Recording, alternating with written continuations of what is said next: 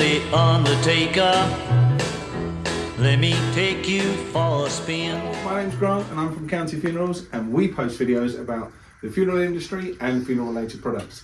Today we're unboxing this lovely jute coffin from Atkinson's, which is a flat pack coffin, so it comes all in various different parts and we build it ourselves. But first, why do funeral directors need a flat pack coffin? That's an odd thing, right? Well, it saves a lot of space when we're storing the coffins. They're cheaper to deliver, they're cheaper to produce, and they can be handled a lot easier. So we're going to get straight into it. We're going to get this coffin unboxed and built for you. All right, as you can see, we do not use blades on this. So we're going to use our trusty scissors to open up the cardboard box. So they all come in this outer cardboard box.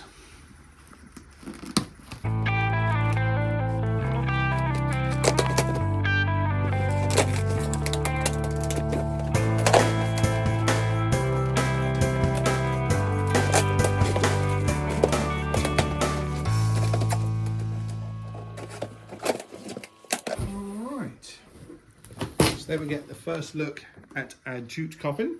So we're going to take the coffin out of its cardboard box, which you can do. This is nice and light. So the coffin is in this inner bag that was in the box. Notice we haven't cut the bag because we did not use a sailing blade, we used the scissors. And on the outside of the bag and on the inside of the bag, there are little moisture absorbers. So we cut the bag.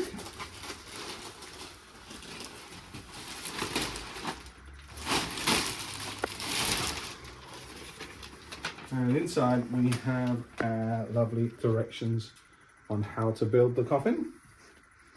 So you see the coffin is in multiple parts that are sandwiched between the base, which is here, and the lid, which is here, and it's all tied together with the lovely Hessian hose.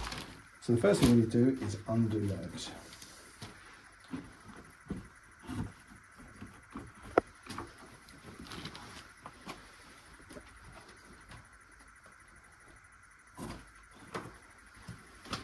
And then underneath the lid, we have the two sides, the head, the foot, more moisture bags, and the pegs for construction. Okay, so we're going to start the coffin construction now. And have you have a look? The baseboard is made of ply. It's got a completely flat underside for charging into the cremation machine. And you've got your coffin approval stamp there. So all coffins that get cremated need to be approved. On the top side, you can see it's got a cover of plastic that stays on. That's a moisture barrier if any deceased are leaking. And then you can see in the framework, there is these little notches have been cut out. And you have your 6 handles, which obviously support the coffin via the base there. So the first thing we need to do is fit the sides, and you can see the locating pegs are all wooden here. They locate with the holes on the side of the coffin, and each side you'll find bends for the shoulder of the coffin. So this would be this side here, and we need to move that handle that way. Place the coffin side into the locating holes, and then just push it up. Do the same with the other side.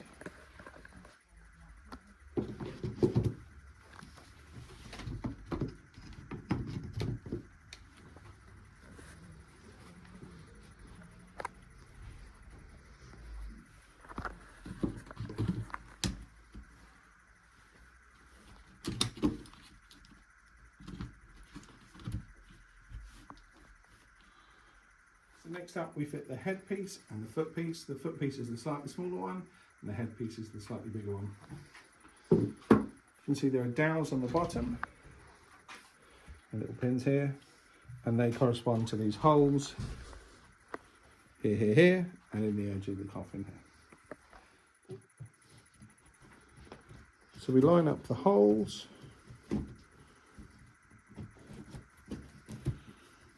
And we give it a nice push down. Now we'll spin the coffin around and we'll fit the headpiece. Exactly the same. We locate the holes and the dowels and the pins.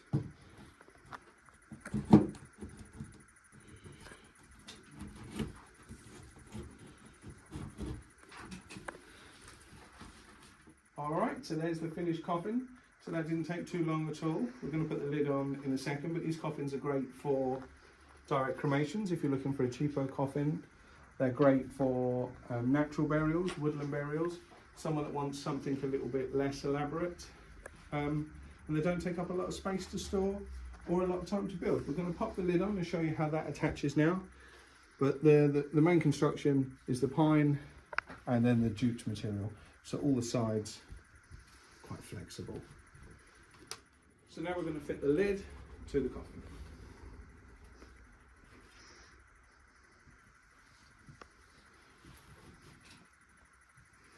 So once the lid's on, we don't use screws or nails. Them little wooden pegs that were provided. They go into the relevant holes and get located. So they go through and then you turn them to lock. And then that happens all the way down the coffin. Other advantages to this style of coffin, if you're a funeral director, you could place the deceased on the board, on the base of the coffin, and then build the coffin around the deceased.